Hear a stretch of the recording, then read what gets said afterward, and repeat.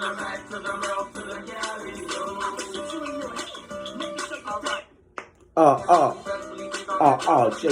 it out. Whoa, it's your boy Lil Ya from UNLV. Welcome to my podcast, the Be Real 23 podcast. You with me? Look here, a lot of people been in my comments saying they want to hear something about Pimp, man. They want to hear some Pimp Daddy episodes. So check it out. This is what I decided to do. I decided to run an ep about when I bought Pimp Daddy and Cash Money Records. You heard me? Check it out. It had to be like 94, middle of 94. Pimp Daddy was signing Full Pack Records. He had a hit record out called Gotta Be Real. Gots to Be Real. It was real hot on the street. Everybody was aware of the record. Too many people didn't know who Pimp Daddy was, but they knew of the name because he put his name in his record, being smart about it. So Baby and Slim, of course, using all my judgment, of course, they knew that I was a good person and had a good ear that they could judge as far as making a good artist out of somebody, right? So with that trust in them, they trusted that I can grab Pimp. Well, before they had the idea that they wanted Pimp to be a part of the label, Pimp Daddy had the idea that he wanted to be down with Cash Money just because UNLV was over there. Excuse me. I never knew the situation with him in Full Pack far as, him getting money and all. I never knew all that, so I can't speak on that.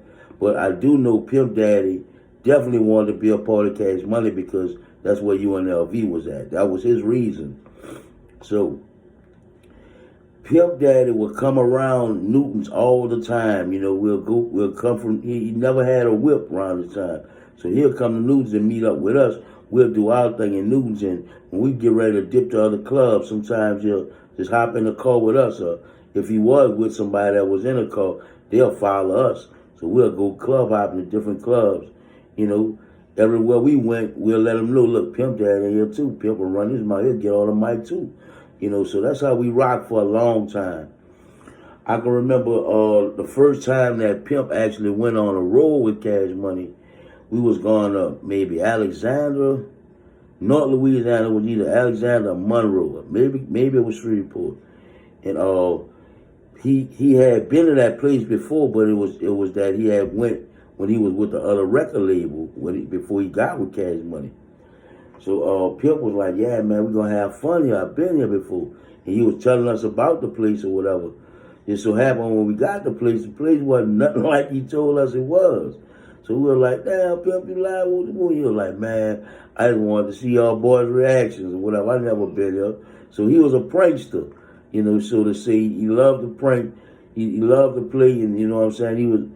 Pimp always was really, really, really deep down inside. He was a lover boy, Earlier that day, he pulled off a stunt that almost made me fall out with him, I introduced him to my family or whatever, you know what I'm saying? And my big sister, that was my baby, you know what I'm saying? So Pimp called himself liking on my big sister, but the thing about it, he didn't have enough heart to tell me that he had a crush on her.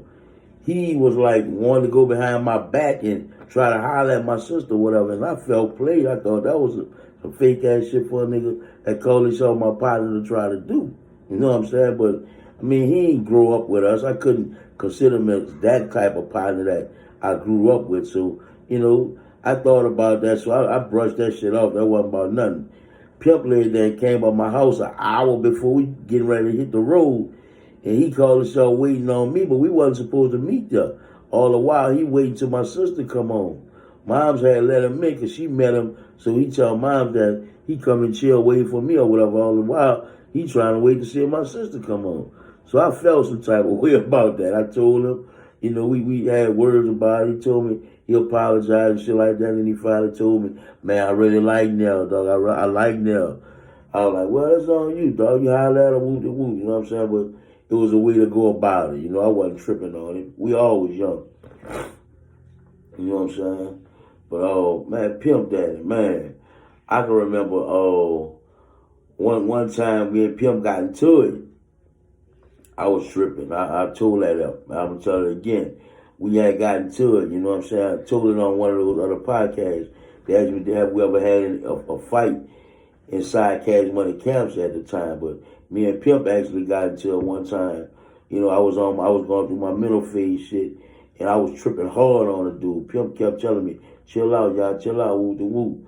You know what I'm saying? And he had some roses in his hand. He said that he was buying some roses for a fan or whatever. And I was like, man, that's soft, man. That, you know, fucking with him bad, bad, bad. All the way down bad. Telling him he down bad for buying his fan a rose. And he's soft and all that. So Pimp was like, man, chill out, y'all. So I drove him. I'm so good, always have been. Me and my niggas, we so good at driving people. We'll drive them until they get ready to want to fight. And once they won't fight, we beat them up, you know what I'm saying? So we always played those type of games. So I drove Pimp. Pimp got mad, snuck the fuck out of me, man. Pimp hit me in my jump. I was like, what? I ran on him for it, but I was, you know, I can admit I was down bad for it, you know, and that was my dog, bro. Pimp Daddy. Yes, indeed. I can remember being on a road with females in charge. Lil Kim them out the St. Bernard. And it was a group called Female in Charge back in the days. This legendary shit. Some may know, some may not know, but if you know, you know. We used to be on the road with them a lot, and Pimp used to always, you know, kick jokes and all that type of shit with them. And, you know, he was real cool with them out the St. Bernard. And he was one that really linked me up to Kim and Talik. You know, they became good friends of mine to this day, you know what I'm saying? Shouts out to Females in Charge. Old Flip. The guy named Flip was their manager, old school dude. Man, Pimp was real connected. By the time he got with Cash Money, he knew almost every label owner in New Orleans. They wanted him. They was after him. You know what I'm saying? He wouldn't stop till he get to CMR, man. You know, baby, them sent me with his lawyer, with their lawyer, to get him out the contract. I remember that day like it was yesterday, man. That boy was so happy. He was like, I'm finally gone, dog. I'm good now. I'm good. And Pimp knew how to drive, but he was reckless driving, and they never really trusted him with his own car.